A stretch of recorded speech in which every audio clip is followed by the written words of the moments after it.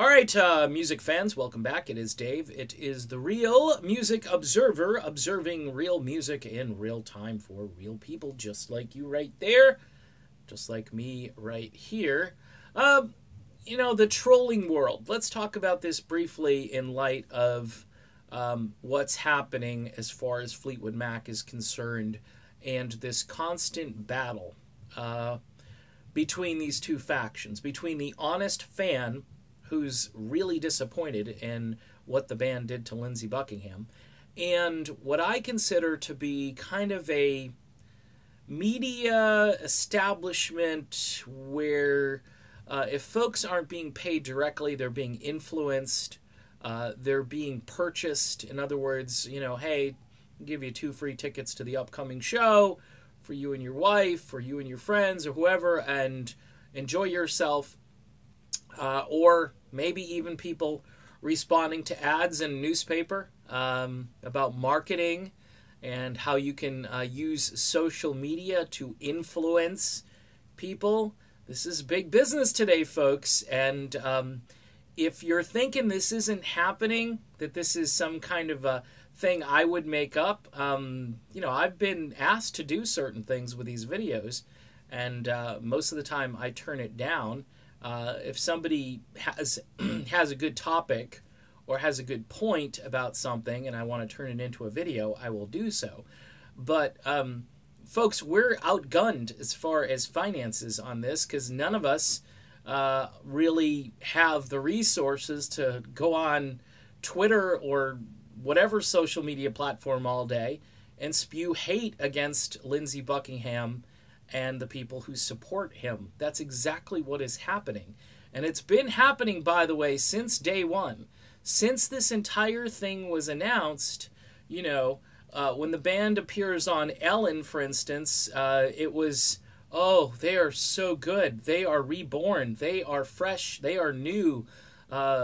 Good riddance to that guy who wrote Tusk and who nearly broke up the band because of it, and I had to spend my lunch money to buy the album back in the day, and it was really expensive. I mean, crazy stuff. I mean, if you had a good point, and you say, hey, Lindsey's a little heavy on the reverb, or whatever it is that bothers you about, say, the records or the production, or, gee, I really don't like that finger-picking guitar style. I wish he'd knock that off. I know it's innovative and nobody else does it, but, it's just a burden. It's a nuisance.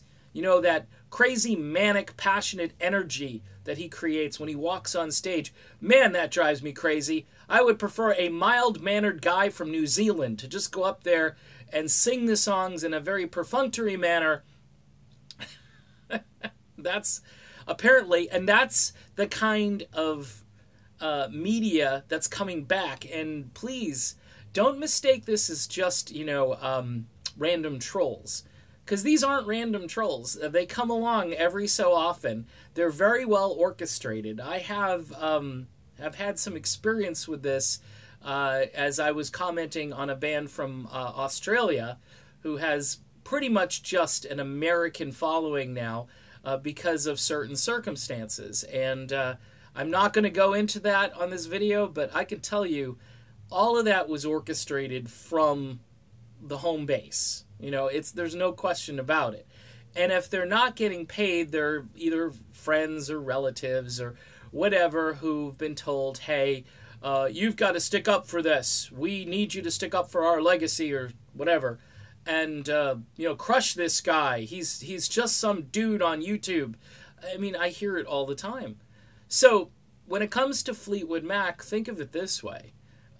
It's 2 warring factions. It's the people against the establishment. And the establishment wants us just to kind of succumb to their wishes that this Lindsey character would just go away and that we'd all consume $15 beer and close our eyes and think, hey, this sounds almost as good as Lindsey, or it's the same, or it's even better.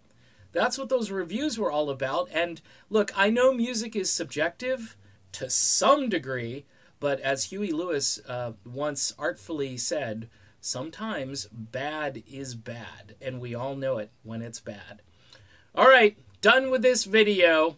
It's us against them. And I hate to tell them, but we're winning because we have the truth on our side. See ya.